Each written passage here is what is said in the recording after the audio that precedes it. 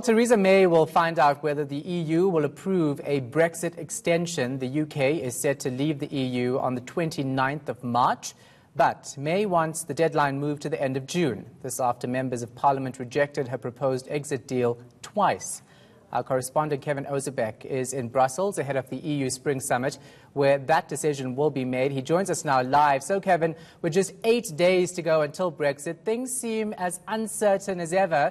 Does Prime Minister Theresa May have any chance of getting the EU to sign off on that extension?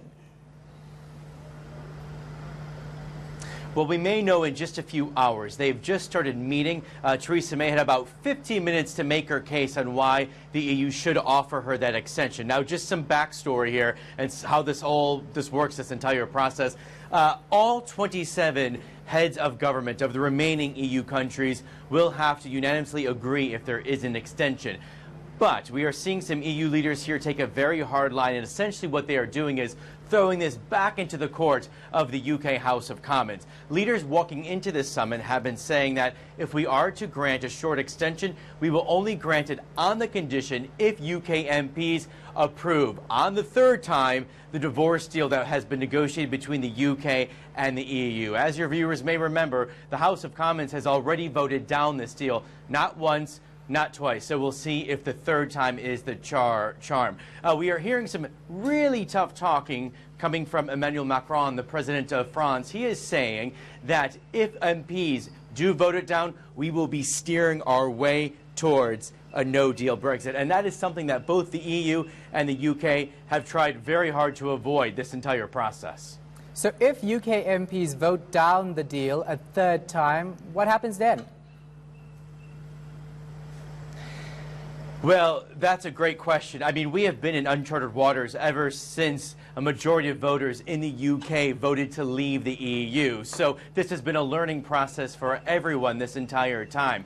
But it's going to be a tough call because even though on the EU side they are pushing really, really hard for UK MPs to vote on the Brexit divorce deal, there is still a very good chance that maybe the third time will not be the charm, as we mentioned, and UK MPs are going to vote it down again. In fact, many of them are furious this morning after what the Prime Minister said last night, essentially blaming Parliament for the entire mess this has turned into.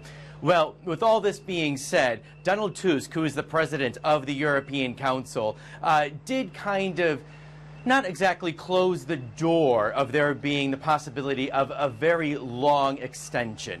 So, in theory, UK MPs could reject all of this next week, and there could be a special, believe it or not, another emergency summit sometime at the end of next week. Well, Kevin, so what's all of this actually done to UK-EU relations? Well, Shahan, at times they have been really, really tense over all of this. There were about 18 months of negotiations to get that divorce deal that's been kept getting voted down in the UK House of Commons. At times, because of the diplomatic nature of all of that, the tone has really sharpened. We've seen some very harsh words at times during those negotiations. At this point, given the quagmire that we're in, the level of frustration here in Brussels towards the UK is really, really high. This has dominated the agenda in Brussels now for nearly 2 years, and EU leaders are ready to move on. They don't want to deal with this anymore. And that's why there may be some hesitation from some of the EU 27 to grant this extension, because at the end of the day, they want this Brexit headache to just vanish and go away. All right, thanks so much for that. Appreciate it. Kevin Ozebek in Brussels.